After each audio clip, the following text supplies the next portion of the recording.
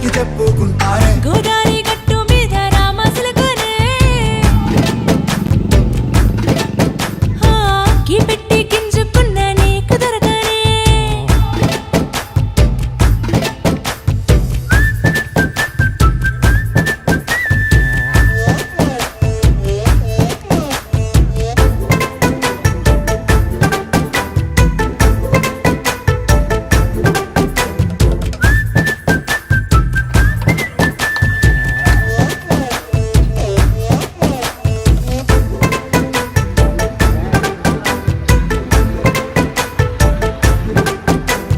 విస్తరి ముందేసి